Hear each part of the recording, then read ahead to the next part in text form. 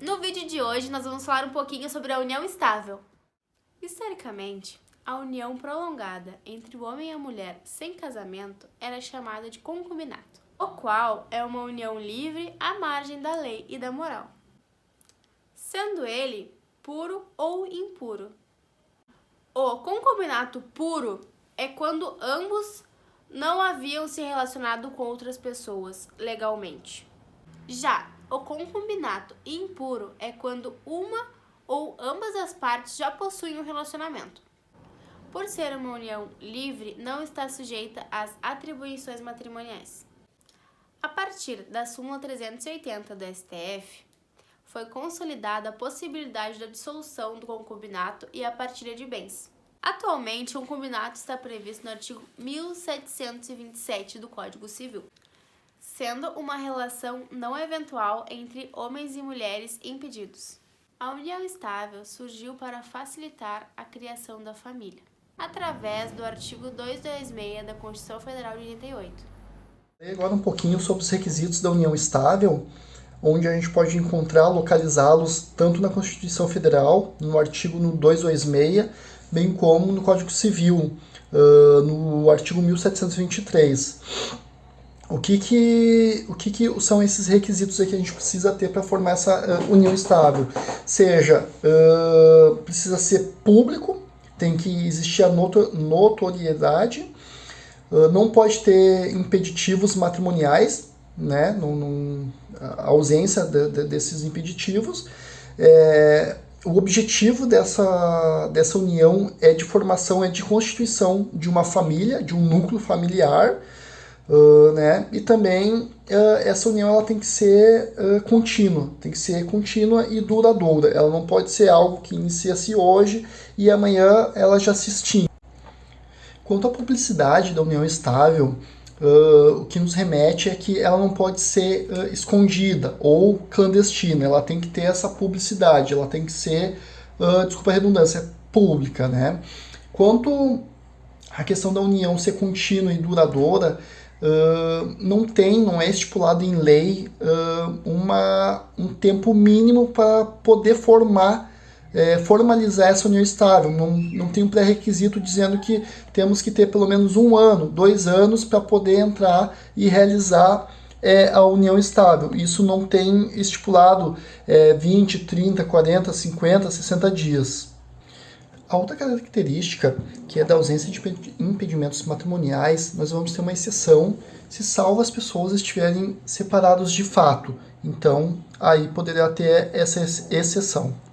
Bem, a última característica da união estável, que ela é destinada para a formação da família, então até é um conceito nos dias atuais, bem amplo, né? A questão de formar família. Então nós temos hoje vários tipos de família, mas o objetivo principal dela é esse, a constituição de família. Quanto ao regime de bens na união estável, ele se aplica na mesma situação do casamento, que é o regime de comunhão parcial dos bens. Então, assim, esses bens eles vão ser partilháveis, sendo que foram adquiridos ao longo dessa união estável, desde que sejam adquiridos de forma onerosa nesse lapso temporal. Então, enquanto estiverem nesse período da união estável, tudo que for adquiridos ali dentro, ele vai entrar nesse mesmo regime do casamento, que é a comunhão parcial de bens. De namoro e união estável. Para relembrar de forma sintética, o conceito de união estável é o relacionamento entre um casal caracterizado pela convivência duradoura, pública e contínua, estabelecida com o objetivo de constituir uma família. Já o namoro pode ter as mesmas características, mas nem sempre ele é iniciado com o objetivo de se constituir uma família. Enquanto o namoro simples se enquadra em um relacionamento aberto, às escondidas ou sem compromisso, não se confundindo com a união estável. Já o namoro qualificado é aquele com convivência contínua, sólida, perante a sociedade e que se confunde muito com a união estável, pelos mesmos requisitos objetivos, quais sejam a ausência de impedimentos matrimoniais, convivência duradoura, pública e contínua. A diferença existente entre o namoro qualificado e a união estável é o requisito subjetivo, ou seja, a vontade de constituir família, a qual deverá ser consumada, pois além da existência da afetividade, a mesma se concretiza com a mútua assistência em que o casal seja referência de família no meio social. Namorar não traz consequências de ordem jurídica. Com o fim do namoro, não há partilha de bens, já que não há regime de bens instituído nesse tipo de relação.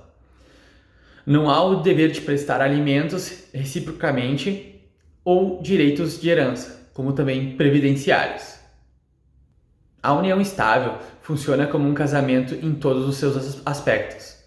Há deveres inerentes ao casal, abrangendo questões patrimoniais além das afetivas.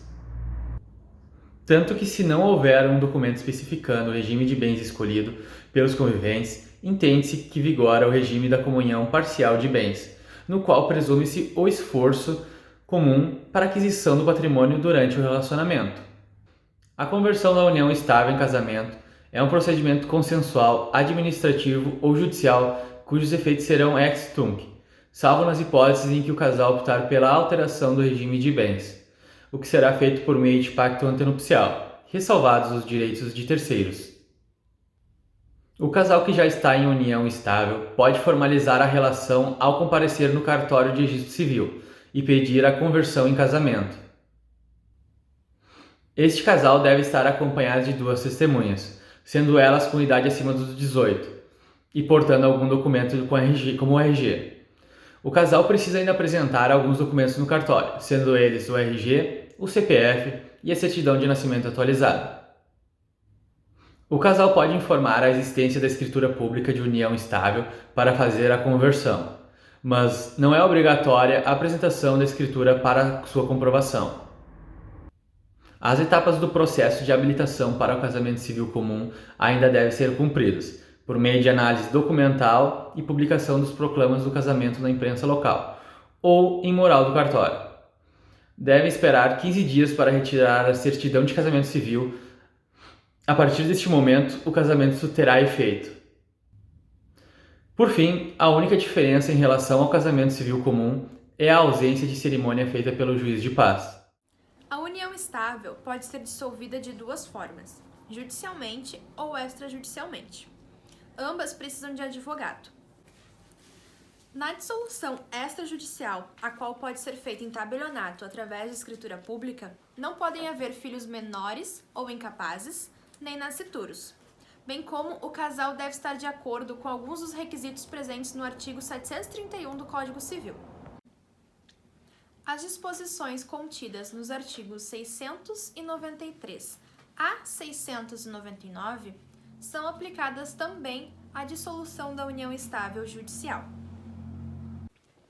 A dissolução judicial ocorrerá sempre em que houver divergência entre as partes ou envolver incapaz, devendo ser buscada sempre a melhor maneira de resolver o conflito de forma consensual, sendo designada audiência de mediação, a qual pode ser dividida em quantas forem necessárias para a solução do problema. Não realizado acordo durante a mediação, o processo seguirá, incidindo as normas do procedimento comum. Ainda, o Ministério Público somente intervirá quando houver interesse de incapaz e deverá ser ouvido antes da homologação do acordo. Por fim, como o estado civil não é alterado, ambos continuam solteiros e não há a necessidade da declaração da união estável para que essa seja dissolvida.